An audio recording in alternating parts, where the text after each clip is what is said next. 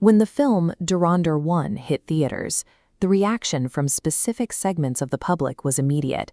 Critics flooded social platforms with complaints, focusing almost exclusively on the film's brutal imagery and arguing that such graphic violence damages the nation's global reputation.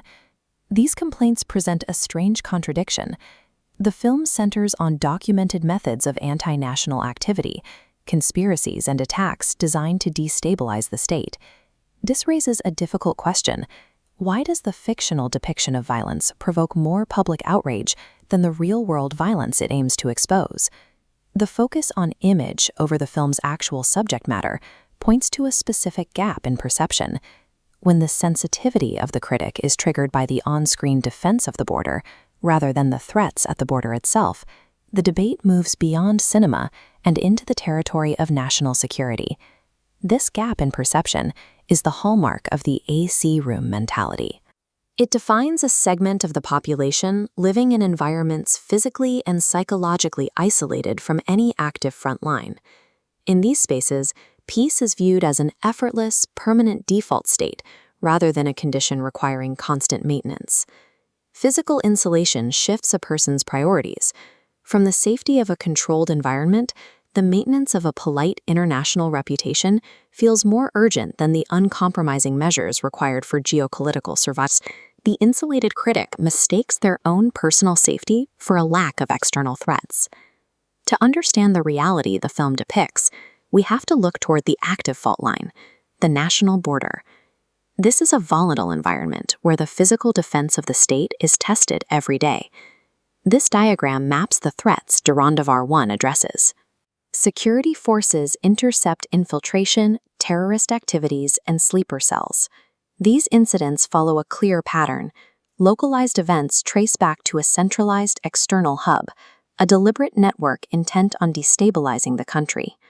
Countering this network imposes a constant physical and psychological grind on frontline soldiers. They remain in a state of high-stakes vigilance, knowing a single failure could have consequences far beyond the border. This selective interpretation reveals a double standard. The same voices that condemn cinematic violence often remain silent when real-world conspiracies against the state are uncovered. They offer no performative outrage when a border patrol is targeted or a sleeper cell is activated. Their anger only surfaces when a filmmaker presents a mirror showing the exact terrorism that security forces work to prevent. True national strength requires balancing a desire for peace with the capacity for self-defense.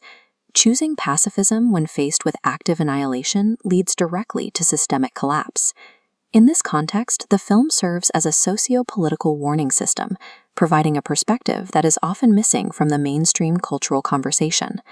The stability enjoyed by the public is a direct result of the hidden, violent struggles undertaken by security forces. Peace is purchased through the constant interception of threats that never reach the city streets. Turning away from these facts to protect a delicate image endangers that very stability. Ignoring the mechanisms of defense makes the eventual collapse of that balance inevitable. The pervasive mentality of denial regarding these threats poses a greater risk to the country than any cinematic depiction of violence. The film presents every citizen with a binary choice regarding their perspective on the nation. One option is to belong to an aware India, a nation that looks directly at threats and maintains the unblinking focus required to stay secure. The other option is to reside in an illusion India, living comfortably in an echo chamber while remaining blind to the forces working toward a systemic collapse. The shadow war continues. You must decide which version of the country you represent. Jai Hind.